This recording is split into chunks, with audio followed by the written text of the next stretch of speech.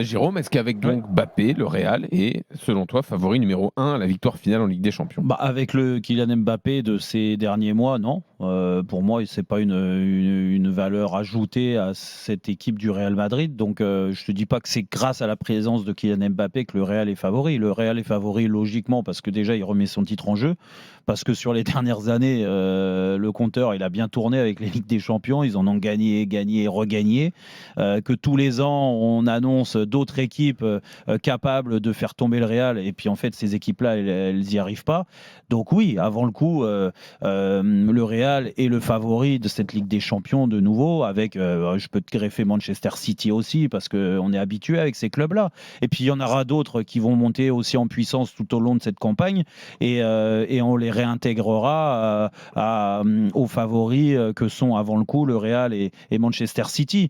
Mais bon, après, de dire que le Real fait partie des équipes qui sont capables déjà de voir les huitièmes de finale assez vite, je pense qu'il y a beaucoup de gens qui pensent comme moi. Du moins, quand tu le vois ce soir, le match contre Stuttgart, ça me semble un petit peu déséquilibré, tu vois, ce match-là. S'ils sont dans la continuité, et en plus, ils récupèrent du monde ce soir.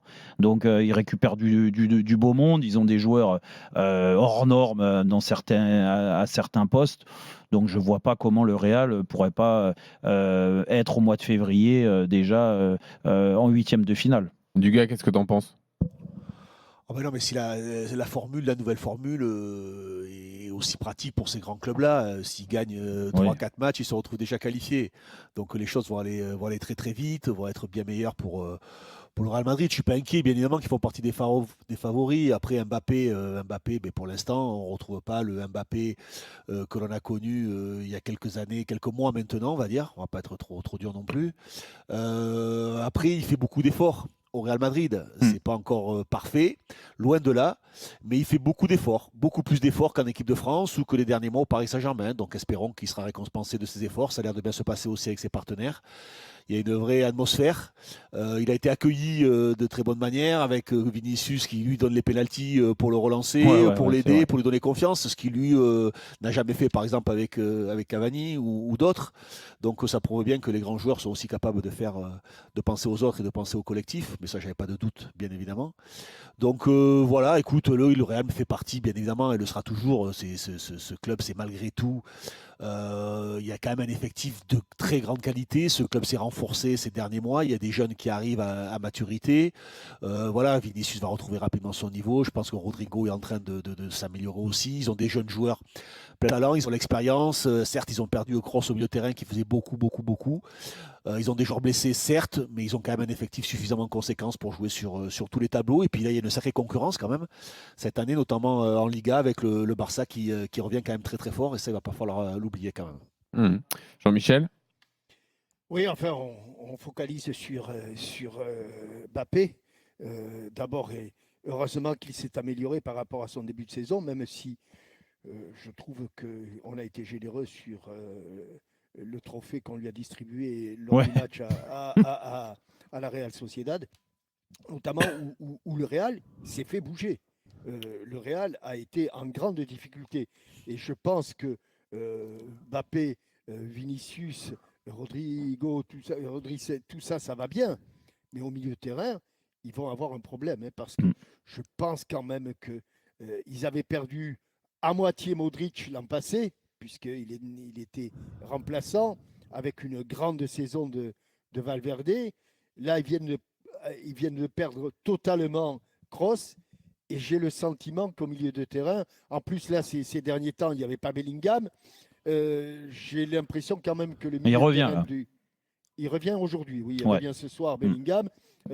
Alors, il y en a d'autres qui peuvent se révéler. Le petit Brésilien Hendrick me semble très bon. Il me Mm. semble être une valeur qui va progresser tout au long de la saison. Ce milieu de terrain m'interpelle un tout petit peu. Voilà. Et quant à Mbappé, je T'es pas pense un qu'il grand faut. fan de Chouameni, quoi. Bah, je ne suis pas un grand fan de Chouameni par rapport aux Surtout quand joueurs qui Chouameni doit faire du remplacent. cross, c'est là que c'est un peu plus Eh compliqué. Voilà, oui. c'est pas par rapport aux joueurs qui remplacent. C'est ça le Ah problème, ouais. Jérôme. Tu es obligé dans la vie, souvent, il y a le problème des comparaisons. Pour l'instant, la comparaison entre Chouameni et Kroos, je ne peux pas dire honnêtement qu'elles soient en faveur de C'est Tchouaméni. peut-être pour ça qu'ils veulent voir Bellingham un petit peu plus bas sur le terrain. J'imagine, j'essaye de voir dans la structure de l'équipe. Ça s'essaye de toute façon. Ancelotti il cherche les meilleures solutions aujourd'hui parce qu'il sent aussi que son équipe elle est pas au top. Ça paraît logique qu'il cherche à trouver des solutions et Bellingham au milieu, ça peut en être une. Ouais. Puisqu'on parlait de jamais la même. Pardon, puisqu'on parle de Tchouaméni, je mettrai plutôt une pièce lorsque Camavinga va revenir sur Camavinga que sur Tchouaméni. Voilà, mais c'est les goûts et les couleurs de chacun voilà, là-dessus.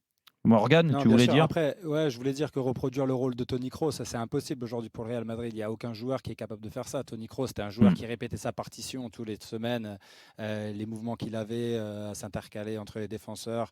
Voilà, c'est quelque chose qu'il maîtrisait et personne ne pourra reproduire ça, que ce soit Camavinga, Tchouaméni, c'est des styles complètement différents. Donc voilà, après. Le Real Madrid, bien sûr, que ce soit sans Mbappé, sans Toni Kroos, avec Mbappé, sera toujours favori parce que c'est le Real Madrid, parce que c'est le gros club. Maintenant, si à l'heure actuelle, et là je parle en tant que fan du Real, vous me demandez si je pense que collectivement, voilà, ils vont devoir s'améliorer parce que je les regarde et c'est sûr qu'aujourd'hui on voit qu'il y a un petit problème et il faudra le trouver. Il faudra aussi faire attention à l'ego parce que Vinicius, il est bien gentil, il donne des ballons, de but, mais Vinicius, on parle d'un peut-être futur ballon d'or qui se fait décrier au dernier match, voilà, surtout après ces déclarations qu'il a pu avoir sur l'Espagne. Ça va être un petit peu chaud pour lui et ils vont faire attention à ses performances. Donc là où tu as raison, Morgane, c'est que c'est un petit problème qui peut se transformer en gros problème parce qu'ils se font tous les matchs, ils se font bouger. Ceux qu'ils ont gagnés, ça a été très très très difficile, compliqué. Ils pourraient vite avoir déjà 5, 6, 7 points de retard sur le Barça.